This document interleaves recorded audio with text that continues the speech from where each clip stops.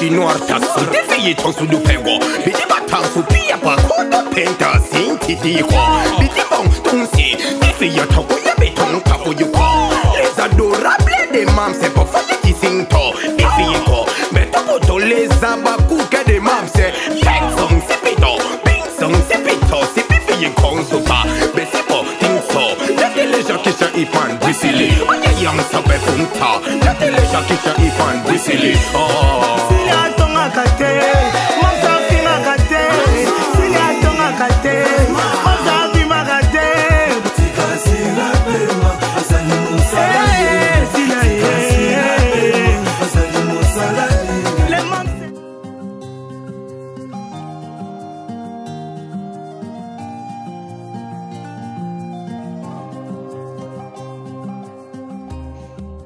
Ça l'a raté. Nous sommes à un niveau haut. Aujourd'hui, l'hôpital, c'est pourquoi? Hein, Awa? Na bandi ko benga numéro na yo ozo yamba téléphone te. Oboka na téléphone moi. Awa. Téléphone ils ont un problème et belé yamba na ngo souté depuis ko emprunte kala musu na yambe yamba te. Oh, déjà bandi pesé. Pour nani? Maman eloko ezate. Oh oh. Eloko ezate mi vani sino kaka boy. O kan saze meza baje. O memi mona na libunte. Ozo lingo pesa mutu vie. Alors pour nous sa vie, ba encadre kango, il faut l'anda peser, ozo ba vaccin, o l'anda traitement comme il faut. Yege changwaza. Et que parier. Asala na musani na. Asa parier mascola. A parier. Parier on eza compagnie ni. Ba on ba parier ba j'ai daza na bangwana. Ah, on va baler. Awa. Et bon, yo yebite ke na orphelinat toza na hôpital o elandela kabana. Tango moni ke mobali naza na makoki te. Oye kuna na orphelinat ba peso ba vaccin olanda pesé. Bo ete o ja vino na danger. Et bon ma mimi. O bengi ete? Mbia ya bengi ote. Mami nga bomele mutu. Eluka luka yango. A bloqué na WhatsApp, atana bengi ya yamba te. Depuis ka déshéritant ba bisinga ke avocat benganga a légaliser lettre wana oyo na komaka ya déshéritage. Na c'est déshérité nga moko nde na komaka ngo. Avocat benganga ke mama minya légaliser donc a bloqué nga 81 Nzambe 81 Nzambe 500 millions de francs congolais. Nzambe qui m'a bondeli. Nzambe qui m'a bondeli. Maman Scola. Ah chérie, chérie, embrasse-moi. Embrasse-moi. Embrasse-moi. Doda chérie, Doda. 81 Nzambe. 81. Nakalia ongamoko. Nakalia ongamoko. Oh ko ratete. Oh ko ratete kotaka. Et c'est parti. Et c'est parti. 500 millions de francs congolais. 500. Maman Scola. 500 millions de francs congolais. 500 millions de francs congolais. Nous avons 8500. 8500 na Kadilango. 81 Nzambe. Pap, et raté le koyo. 500. Chérie. Chérie, yaka. Sentiment est qu'il a pardon. Yaka Mascola. C'est moi Mascola. Bébé. Bébé olinga makambu. Bébé. Namoni komone déjà. Bébé Liam. Bébé Liam. Bébé Liam. 500 combien? 500 millions de francs congolais. Et Pessi. Chérie, je t'arrive. Je t'arrive. Je t'arrive. Noya. Noya. Je t'aime. C'est un amour fou. Atape biso borfelin totalela seyo Yesu atabano ya bashege pasi nde etindi bango babima balabala pasi na biso yo oyebi ye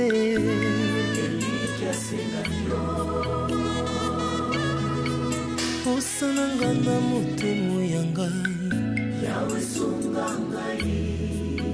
Bolala nanda ute pwani. Eh? Pwani. Sephora. Chantal. Oh. Beaucoup de bolali nanda koute. Yepela. Hein? Yaya. Yo bino nyoso bolembi bwendeni Chantal na Sephora balali kuna. Yo bozoni mbali susu. Fatigue kaka ndenge to meliti wana boye. Fatigue. Ah mais bano baba mabe yaya. Bano baba mabe vraiment. Hein? Atanda ku bapangusi te. Atelo te makala ngo bakokozwa madesu wana batie na moto te. Foka ngana zonga na lambela bango vraiment tayo. Ba pe mandeni fa ba kota bala na chambre. Oh boni boy ko ba moni ba bakumisa bo. Oh yo bote ma sopela bino mai. Boni boy ko. Oh te ya tikola nsanga maloba. Ba de mikolo basi bakoli. So bazwika madesu wana batie na moto balali ya problème ezani. Pardon maman moboti pardon. Yo ya tikola courage allemand. Bota bango ngai te. Yo. Tala ya botelema na bana na makolo. Botelema na. Tika boye ko yo mimi. Sephora. Mimi. Oh, tika bato balali ozotombola bango na pongi. Chantal. Nini kasi? La musa bango bali ya mama rete. Soki moto alali alembi, fatigue le corps. Sephora. Chantal. Chantal. Oh, yaya. Chantal. Zimbe. Oh, yaya balala boye te. Pongi yango ya nini? Ya bolelo mususu apa komela ti. Tole loko te mapa na ngumba. Sephora. Sephora. Tata. Yaya. Yango pongi ya pongi.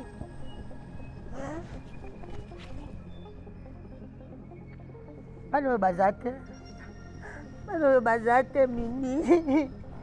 Bano bazate. Loko ni boy jambe makaba boy utu wapi? Nipata. Mozimbe. Jambe.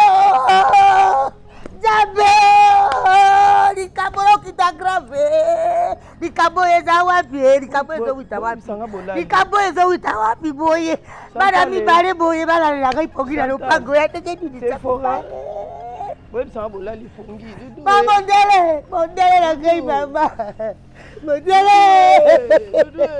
bana bazate bana bakei dudu bana bakufa kabo te bota bakego ko kufa ko te bota bota kufa na makolo ye satare makasi tonzire Ngambo pese nga bango kasi po ani kamo ezo wita wapi awa ngambo mobali akufa ndako ezika bana bakufa ngambo pese nga bango po ani ngambo baba bikie badi ya mbonga bana bango yango yo basi ana roboni borota kozwe baba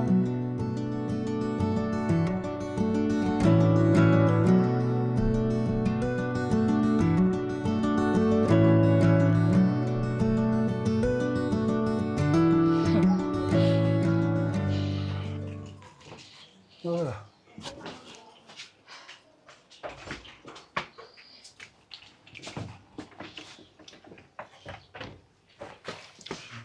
Merci, chérie. Je t'en prie. Hey. La fatigue au rendez-vous. Ah.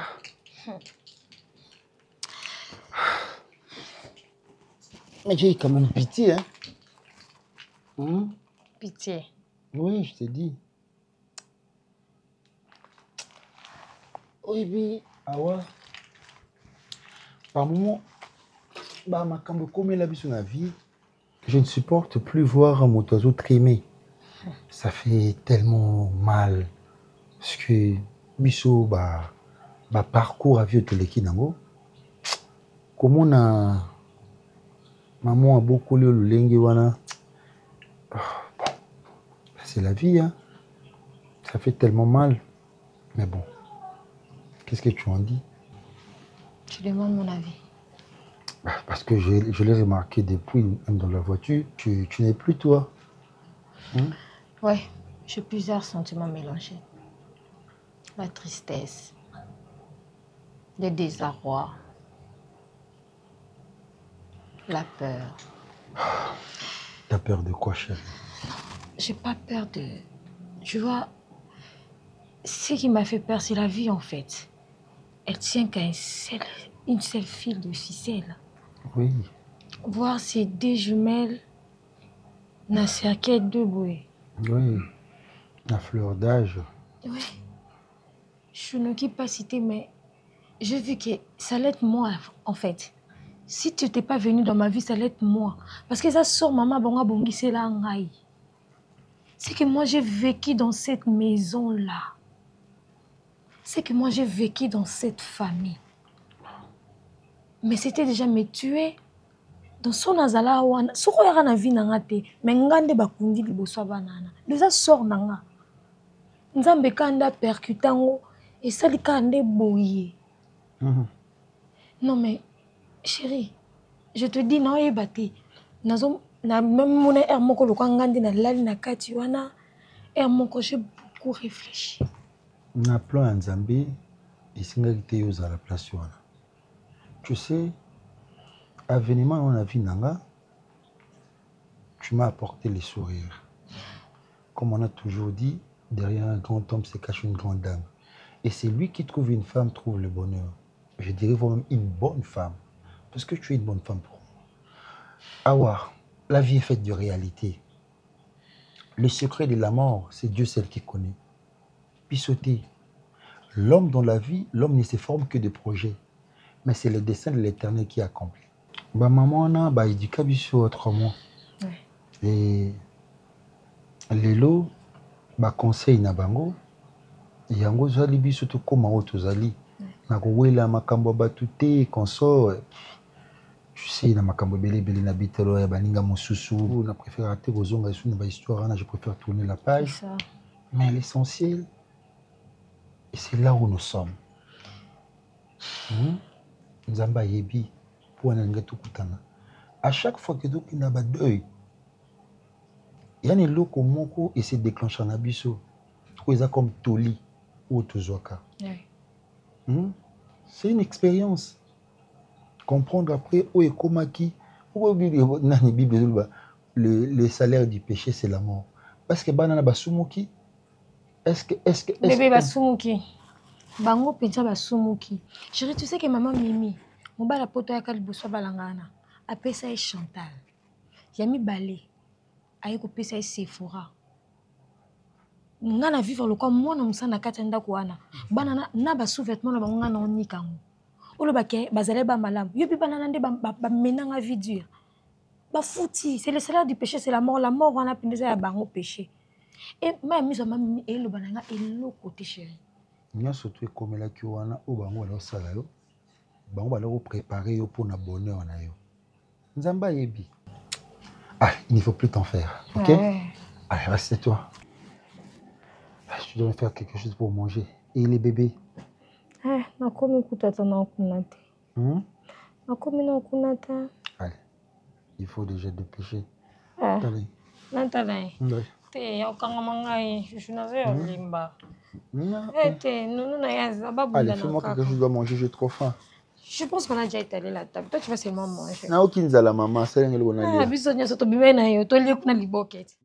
Nzamba zo lokumu maman Mimi. Papa na mona ka ondie na kufananga. Na yebisaki yo la fois passée, tika kocha souci. Bible lobi ne vous inquiétez de rien. Nzambe, on dit na tikali kanelo te, on dit mu pepa pamba. Bana nga bakei, mobali nanga. Oui, bon. Na comme mon account est na télémesika mo ba tuti ngai na kufi na tiki mukili Nzambe. Siko Bible lobi pona batunyo soza na bomu eliki ezali. Nzambe apesa biso toujours opportunité mi balé mais une seule condition. To kota na orientation on Nzambe apesaka. Bon, pour aller droit au but. Je crois que je t'ai demandé aussi que la ngata na lukanzambe. Et j'ai pris mon temps, il y a jeune, je suis resté vraiment devant la face du Seigneur parce que quand on a eu tango le bail n'angé salé n'a pas si mingi. Comme on a mutu auti na vie à l'écolo, a quitté trop bas, à perdre nyonso, au tikali maboko pamba, na yoka qui vraiment pas si. Banate, mobilité, ndakute, elamba te, mbongo te, nyonso papa. Comment ni nzambango ya papa? Soka ebaki aopesa ngai polo bien zongo apiengai na zongi lisusu na saliboy vous me fallait apesa ninga te papa sikoyo nde pa oser azoloba libota nanga bazobeba po bazangi boyebi tokamata bangambu na biso tozoki no latisa ngonzambe nzoka nzamba batute c'est justement tina na zoloba no que makambo nga na sololi na nzambe o nzambe atalisi nga mama nzambe aza na problème te Dieu t'avait donné nzambe apesaki mais biso nde tozalaka na difficulté ya kobatela oyo nzambe apesi Dieu t'avait donné parce que pendant que j'étais en prière nzambe azolakisa nga que boadoptaki mwana moko na âge à 2 ans. Oui, papa, Awa. Comment on est? Awa. Awa. Gloire à Dieu. Alors, cette adoption-là, idée wana, c'était un point de contact. Dieu nous donne toujours des points de contact. Yo monyang lokwa likanisi lokola to sala ka boye poto bato alobaka na biso te biso pe tozwa mwana nzoka nzamba zo kotsa bino siko na nzela destiné na bino et mingi omona bato bango mo babibimisaka na destiné na bango et le Seigneur me révèle que quand mwana wana ye mbala moko élévation kotaki na famille na yo et vous aviez même du mal c'était précisément ton mariage avec une difficulté à robota avec un problème ya robota mais quand cette fille est arrivée, c'est des choses que le Seigneur m'a révélées comme ça, clairement. Mais après, juste quand on a mis, yo comme qui n'a empathie contre cette fille-là. Parce que tant que qui est, et ça dit pour quand on sonne na yo botarati. Tant que on a mis, au moins le la sonne yango et l'ongwe et que moi n'a pas adopté trois années. Et quand tu dis que Nzambe pena fala pesate, en ce moment là ngapena zong c'est le quoi mosali Nzambe, na Nzambe na yo nani mutu mabe. Et je vois, le Seigneur me révèle clairement comment est-ce que au sala en sorte que moi na wana akende. Oso inaka yo nyokolieu au traité plus qu'une bonne. Plus qu'une bonne. Et n'a pas sur la fille à qui on joue grossesse. Et comment il peut en casual bien oubliant que c'était le bonheur. Oh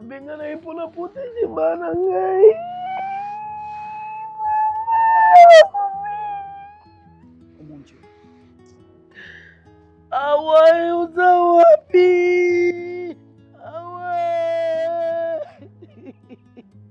Mama, grâce au Yozua qui partait belé ba olukango bana bango ba bazolela nzambe fungola biso pesa biso mutu akomemela biso lipambo baze belé na bana kaiseka na sala bongo yanga basala bien papa na bana usala ona kaiseki yanga te basala bien papa ukia putra kutabota mane longo rae awoza wapi Maman Mimi, c'est pas encore tard. Donc on l'a dit qu'on a Awazali à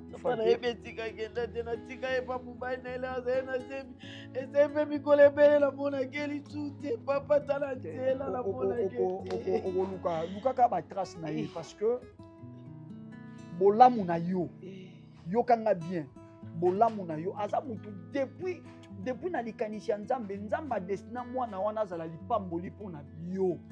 Tu vois, le jour où tu as pris la décision de déshériter, et ça qui n'est pas moli na yo moko solo bakeno ngai nazana na posa ya standing haute élévation haute lipa moli haute na bayena ngango soke ko kende et que yo zo mono zo bimisa mutu zo déshériter mutu zoka yo moko nde zo bimisa na kati ya lipa moli mamimi omona makama boy solution za la raté ko mabondeli ngomba to jeunesse 5 jours 10 jours solution za la faut que ne kokutana na muto yo offensaki.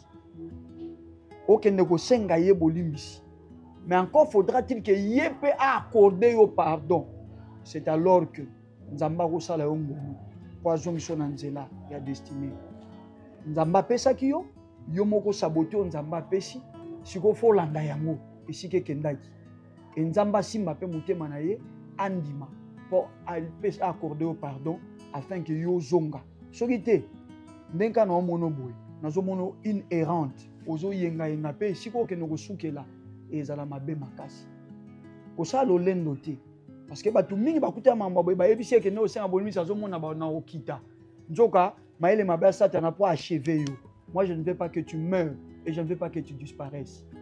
Duka ba trace ya ndeko na awa kutana na yi à accorder au pardon. C'est alors que tu auras quand même une bonne survie. Voilà les choses. On nous a battu na mutema la kisainga na partager na.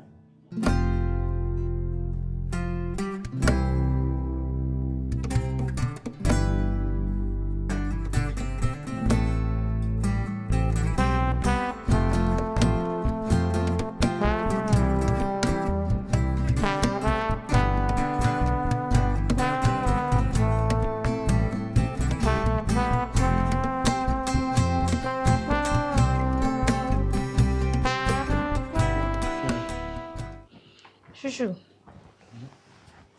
t'es pas encore sorti? Bientôt là, non, bim. Non, tout ça programme et puis. Si moi on a fallu là, non. M'en déranger. À déranger? À déranger quoi? Bah bilo moi bimi na moko. Tu sais que yo lali makasi le loyo qui était. Non, en tout cas. Oh, j'étais tellement fatigué. Na levé makasi on dit na kipeka yo pour même na boutique pour yo tout mouvement non même maman na landela. Mais tu n'as pas remarqué que na kipeka tu bani tout ça. Qu'est-ce qu'il y a on tout nat. Fatigué on est. Chez moi je dois normalement sortir na bima. Obi na tout ngani. Dis-moi quoi? Quoi chérie? Tu sais na meka bon match belé mais donc match ka moko. Na misé belé quoi. Ah, chouchou. Ouais, surtout pour la finale. Ah, chouchou. Pour la Paris Inter. Non. Baby, j'ai déjà raison m'embêter. Oui. So lelo tokomi et ça parce que au bétail yango na boité. Mais le cas d'être aussi to gagner, to bénéficier. Malamu to gérer ba boutique yo, tokomi nango, mbongo tokomi nango que to bando continuer ko bétail gérer. Donc gérons seulement ce qu'on a aujourd'hui. Gérons très bien l'argent, les boutiques, qu'on se concentre avec ce qu'on a aujourd'hui. Que tu continues avec ces jeux d'hasard-là pour tout éviter. J'adhère à la réflexion d'ailleurs parce que, tu sais, beaucoup aussi ont gagné la vie dans ma jeu d'hasard. Et par après, au Kamuta Kouy. C'est ça. Nous devons aussi servir pour battre d'exemple. On peut beau gagner aussi dans le jeu d'hasard, mais on s'organise dans la vie. Voilà. Je préfère mieux qu'on arrête. Oui, qu'on arrête vraiment. Tout petit cannabis. On peut toutefois s'organiser, on gère nos boutiques, tout ça. Et aujourd'hui, on a un bébé, donc il faut qu'on prépare à venir. Donc voilà. Aujourd'hui, c'est 1, demain, ça serait 2. Le Bopuna, ça serait 3, voilà. Donc c'est mieux, franchement. Je prends en compte ton conseil et puis voilà. On a retient en pratique. C'est mieux. Allez, moi je dois partir. Allez. Bisous à tous. Sois prudent au volant, hein. On a bébé, pardon. T'inquiète. Je maîtrise bien cela. Allez, bye bye. À toi aussi, bye bye.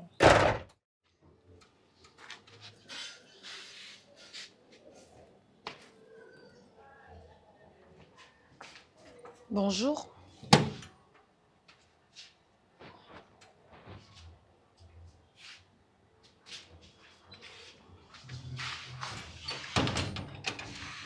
Oui, madame. Même si nous sommes problème?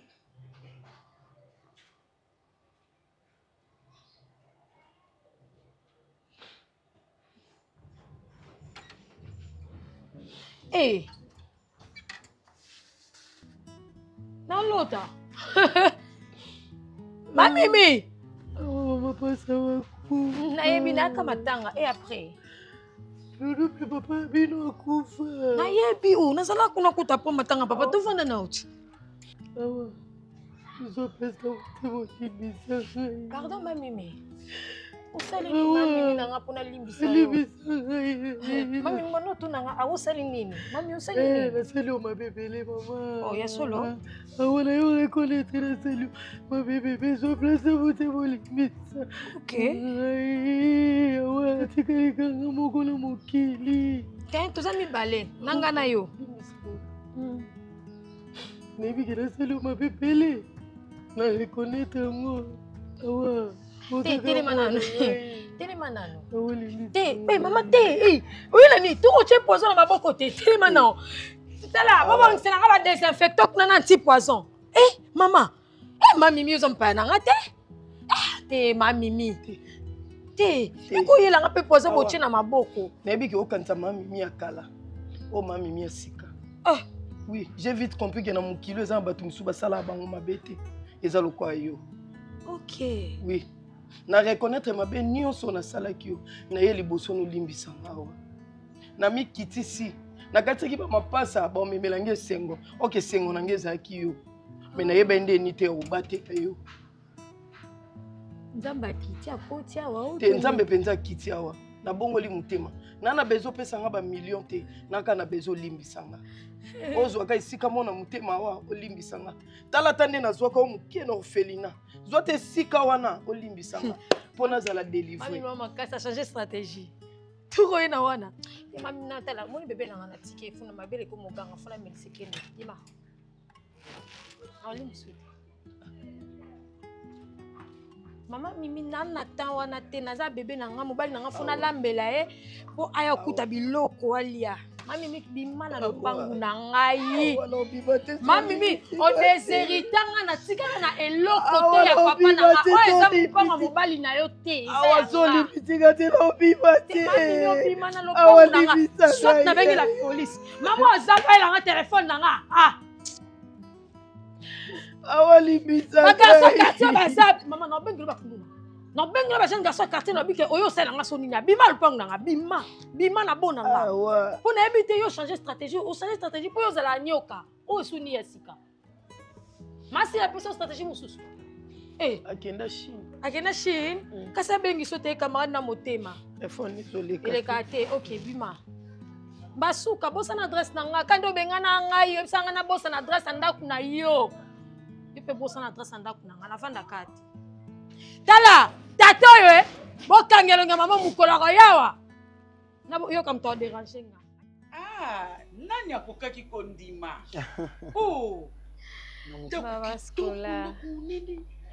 tokilingi boye wana ngai moke nzambe apambolisi eza moke te moke te papa eza ebele oyebakisami na batémoignage nanga standing kitoko nzambekalokuma tikaka te akokotika baorphelin te surtout baoyo bandimelaka ye ya baoyo basalelaka ye papa na ngai pambwama lisusu nasepeli merci nde yo mama merci nde na yo mama na yo mama ko na encadrement ko na kolendisa non mais chérie elle m'a soutenu cette dame non mais franchement t'es une mère pour moi mosala na ngai non maskola mwana nga mbangu ma ya misu maskola mami melinga bomanga maskola regarde mama kota ko parce que la soin toi d'abord yo kota nanu mama na nga bandeko je répète pas na yo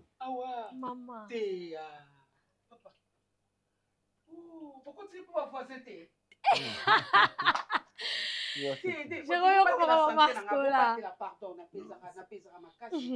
mama soit toi non mama vandezaki nzamba bilembo lala awa masola sa crise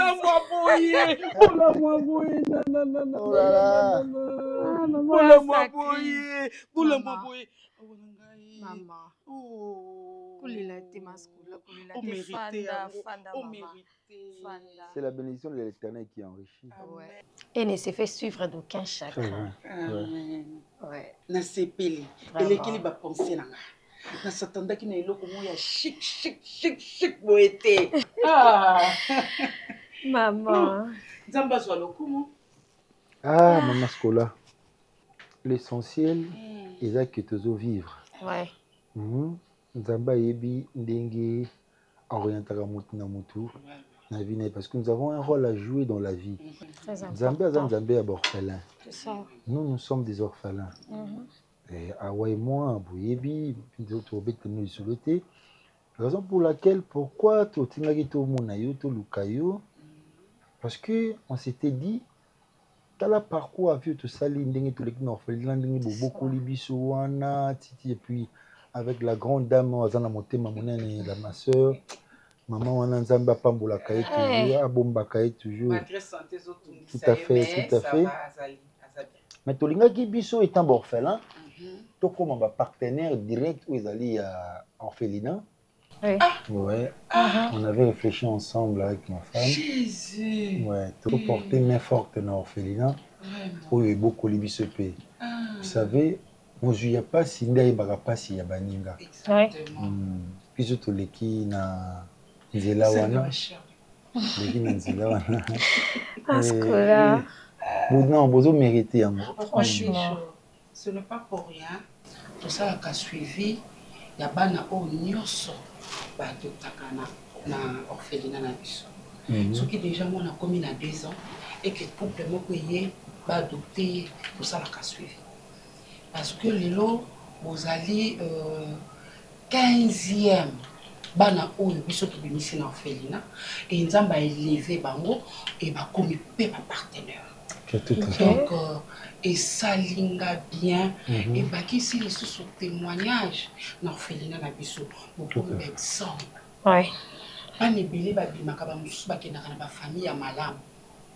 Et pas inaye à mon pas cité et sengo jusqu'à présent. Et ça puis la ba misusu o bazali ba adopter mais na famille moko akoyi na mabele ya mabindenge tolobaka. Famille moko oyo azumwana azuba affection te azu éducation ya bien te et biso tozala kawana na sima pona ko sala suivi to garder éducation ya mwana pour que lobby azala utile la société. Comment on a bino boye non. Nzamba pambola ngai. Na mi pambo. Amen. Donc pamboli ko anje na biso. Ouais, et pour aujourd'hui que tu prévois qui enveloppe moko pour l'orphelinat. Je crois qu'il y a le montant c'est combien? 10 000 $ chérie. Ok. Comme ça, va chercher l'enveloppe. Oui, mais c'est pas mon idée, hein. C'est son idée en tout cas. Et moi aussi je profite de l'occasion pour te dire merci chérie. Je t'en prie. Merci pour ton amour. Des choses chérie.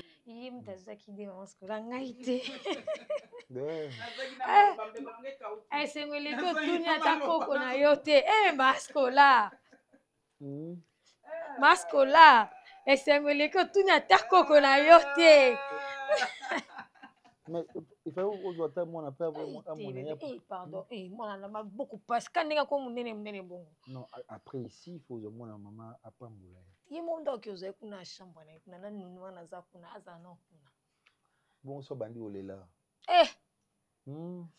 Azwanga wa. Mascola. Yango mama na ngai. Bobo ti mwana moko. Mabuta oyo kolandiza pasa. Basi na mibali. Bana na ngai eza bino. Oui. Nzamba sali ngai ngolu nakoma na aju na komi nango. Mais nazwi libala te na boti pete. Ayebaki que na sena moi na kozala na bana ebele lokola Abraham alobaki bakozala ebele lokola minzoto. Eza bino e bana na bino nde bakoko na biso. Vraiment na sepeli et nazwi yango ekokoma. Te koma Mascola yo komisa. Te. Bon ça va na sepeli na bino siko nazo natala mukolo ndako. OK. Accompagner natala bakoko ka bayamba ye ngaza posa mone lumanga te nazo biso d'abord fallait ba parents bazate mais pour la protection de ma femme et aussi de moi nazo nalina prévoir mariage civil là. OK pour tout ça la communauté de bien ça c'est une bonne chose mais on aura toujours besoin de vous. Ah oui tous allez tous pour na bino tous allez on demande un mariage butu pe moi on demande un mariage j'ai dit oui je la comprends hein.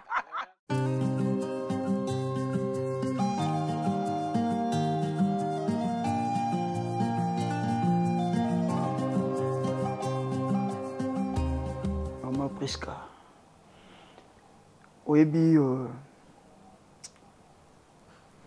Yesu azoyebisa peuple ya bacorazin alobi soki boyebaki temps ya visitation na bino. En fait moto autaka na kati ya likanisi ya Nzambe parent ntango oyambi mwana okobanda koformule baprojet mwana akozala tel akozala tel akozala tel mais c'est sans compter avec la vraie raison pour laquelle Nzambe atindelaki na mokili. Si je suis là, j'ai pris ce courage pour n'ayebisa yo devant ton mari que tout ce qui est arrivé dans la famille, il y a maman na yo, maman Mimi Kabomo. Tout, j'ai dit tout. Il y a des conséquences. Il y a rejet aux objets nango. En fait, ils n'ont pas réalisé que tu n'étais pas seulement un enfant, mais tu étais également un porte-bonheur pour Nabango. Moni, je crois que papa n'a pas comprendre bien. Papa Gesho, moni na histoire il y a David na Goliath. Israël a mis 40 jours. Goliath aura bimi. Israël va au Kima. Montako affronter Goliath azate. Il lui fallut que David arrive. Quand David arrive, apparemment, il a un biceps, il a un profil, il a un profil à Moutabounarate. Il y a un casting, il y a un homme de guerre. Mais devant Dieu, c'était lui la solution pour Israël. C'est le cas à Mwashinayo, Maman Awa. C'est elle qui a tout apporté dans cette famille. Maternité, j'insiste bien. Ah bon? C'était une famille stérile. Un couple, je voulais dire stérile. Mais c'est quand ce couple a décidé d'adopter, de joyer, et tel qu'elle est là, c'est un véritable porte-bonheur. Partout où cette femme a Kotaka, c'est une femme providentielle. Je dis bien providentielle. Mais au yebi deux fois, batamukili balobaka batwazana kingo, bazana mayakati. Biso bazana mayaka, bazani kingo ya rolata. Yé muta memi lipamboli, mais après, tant bana babotami, tant lipamboli koti nandako, barumomone soit importante. Genèse chapitre 50. Naza Moussali Anzambe na okenabino droit. Ne commettez pas l'erreur. Il y a continuer à venger. Parce que Nzambe Mouta Salaye a la porte bonheur. Mais à zappé na ba contrainte, il y a yokaka o Nzamba zoro bananzira basali no bisotozali. Sans pour autant vous couper la parole, pasteur, ce que vous venez de dire, c'est vraiment l'ainsi de l'Éternel. Amen. Parce que koya mwana mwasi oyo na vie na ngai, Jésus. Et Mimi Langaï bonheur. Topita Rabagé d'Azar. Menga Kokutana Awa, c'est par là que j'ai gagné beaucoup d'argent. Amen. Nakoyo Kakoloa Boye, c'est vraiment l'Éternel qui parle en vous. Yes. Awa. Awa. Yoka pasteur. Ma soeur. Papa. S'il te plaît. S'il te plaît. Ezali ngolunza mbacha kati na yo. Et nalobi ezali ngolunza mbacha kati na yo. Soko développer sentiment on a vengeance. Ezali ko ngolo bananzambe tikanga, je vais me faire justice moi-même.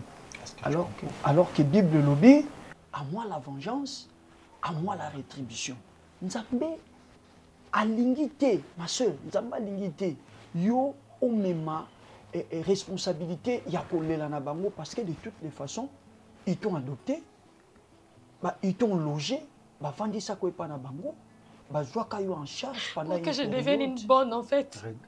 C'était pour que je devienne une bonne chérie. Regarde seulement le bon côté. Non, pourquoi c'est le mauvais? Exactement, papa. Regarde. Exactement. Pour que je devienne une bonne en fait. C'était pour. Pourquoi c'était peut-être vous allez la forger, vous allez la rôder. Il faut bien écouter le pasteur, ce qui vient de dire le pasteur. On n'a pas besoin de venger. On n'en a pas besoin. Je ne venge personne, moi. On va venger tout. On va venger tout. On va boy comme ma mère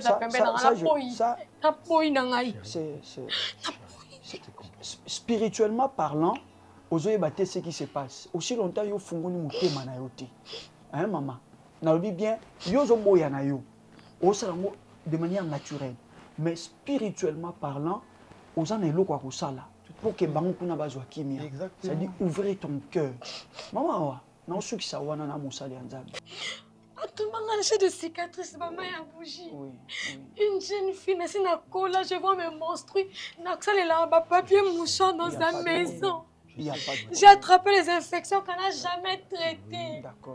Non, mais non, cette dame, c'est une sorcière incarnée. Je ne veux pas que ça tout près de moi, la boye. Maman, Awa. Je vais te faire souffrir un peu. Ma soeur. Cette dame, Azanyoka. C'est maintenant dans une conscience. Azagi n'a dit pas mboli à perdre yango. Papa Gesho. Nazo sepela na complicité à yonanga. Maman. Et là, vous êtes un couple chrétien. Au moni makamwanzambe. Ils allaient parfois passer. Mais ils rapport na bola mon abisso. Tout à fait. Nazai koloba na bino awa.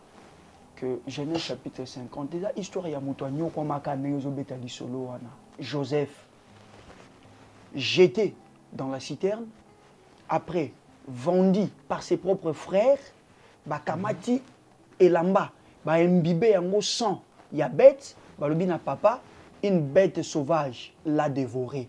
C'est-à-dire pour na ba indeko na ba boma yé mama yokutu, ba tira liko boma yote. Mais dans Genèse 50 awa, vous savez ce qui se passe? Jacob a koufi, ba en Égypte. Ba ndeko ne ba saye mabe balobi Joseph a ko venger biso, ba ba fukami. Dès Joseph a dit vous avez médité de me faire du mal, mais Dieu l'a changé en bien. Et il les a protégés jusqu'à sa mort. Tout à fait. Voilà pourquoi Bisso Bate Yaniloba Nzambe pour insister à que peu importe où Basalayo, Limbisa parce que derrière le pardon, il y a toujours une ouverture de gloire. Ma soeur, je suis homme de Dieu, je suis pasteur. Faut-moi la motema. Le pardon est une puissance qui libère. Je sais. Je sais bien que le pardon est une puissance qui libère. Il faut que tu te libères. Il faut. Oh, ça fait mal. Ah, j'ai mal. Cette femme-là m'a trop torturée. Fais-toi ces dons-là. Balobara, pardon. Kabolango, pardon. C'est-à-dire, celui qui pardonne s'offre un don lui-même. Parce que Mouto Kanga na Moutema, Yebake, Omukanga pe Yomoko. Fungola ye, Nzamba ebini na Roussala Mama. Sans toi, cette famille va périr. Cette famille sera vraiment Nakati ya gouffre. Et vous devez faire quelque chose.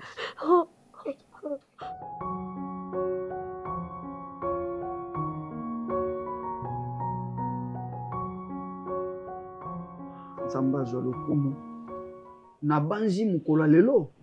Même ba ange na lola bazo sepela. Amen. Parce que mutu azara na posa ya batu bazala malam, batu batambola na unité. Il n'y a que notre Dieu. Oui. Satan esika za ya za na besoin batu bazala kati ba conflit, ba incompréhension, la division. Et ba division voilà papa Gesho. Mais il n'y a que notre Dieu. Oyo arana posa ba famille ezala restaurer, mais ezala diviser te. Nzambe apambola bino.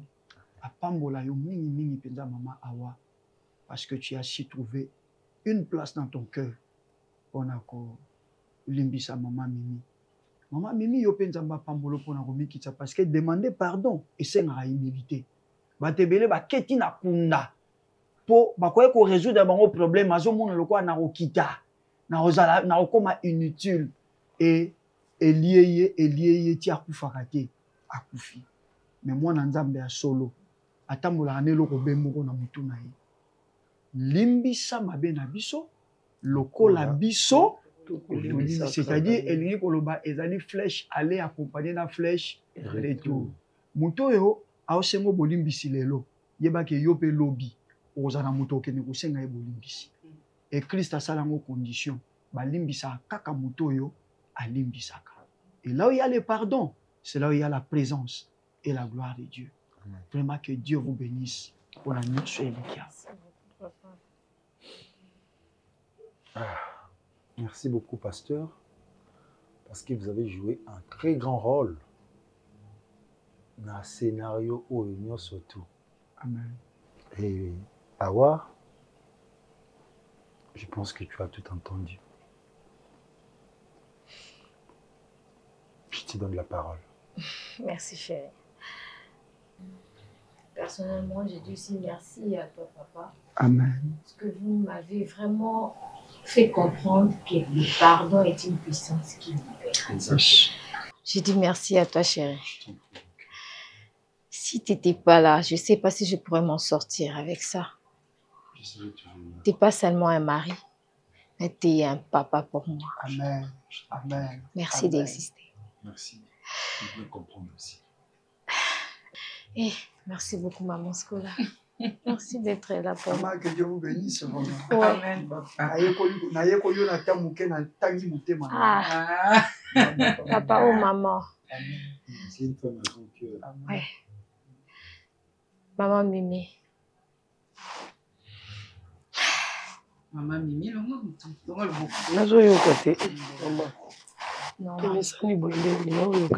Maman. Maman. Malgré tout ce qui s'est passé, mais tu m'as quand même hébergé chez toi. Et aujourd'hui, j'accepte d'ouvrir mon cœur pour te libérer. Ce qui est vrai, j'avais aussi un poids sur moi et je me libère aujourd'hui. Amen. Mamie, si tu as besoin de moi, appelle-moi, je vais t'aider. De loin, je préfère que ça soit de loin. Mais cohabiter avec toi, je ne saurais pas. Non, même pas. L'essentiel, pasteur, Limbisinga, Ouezaki Moutouya, Kolia Komela, ils ont une vanité. Moi, je veux faire ça parce que tu es maman. À moi, l'essentiel, merci quand même. Pour Yambinga Nandakuno, Olimbisinga. Ngapi na bando tambola na kilo moko boye, na bando mona ndengete. Na kende pa papa na lele abinanga. Tosambela nzambe wa sondaka mitema batou a sondé mutema no limbisanga à moi l'essentiel et maintenant je suis libéré na sala makamu nanga talupa unanga netandenge zana ndako ezika ki oyebaki na oteka ngobon na bima pe ata libanda na ki olukaka vie mususu. Non, ça serait pas essentiel parce que Pangouana, j'ai beaucoup de souvenirs. Il y a papa. Personnellement, je préfère garder ces souvenirs-là.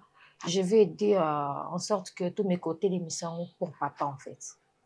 Et tu vas commencer à bénéficier. Ce qui est la volonté, merci beaucoup.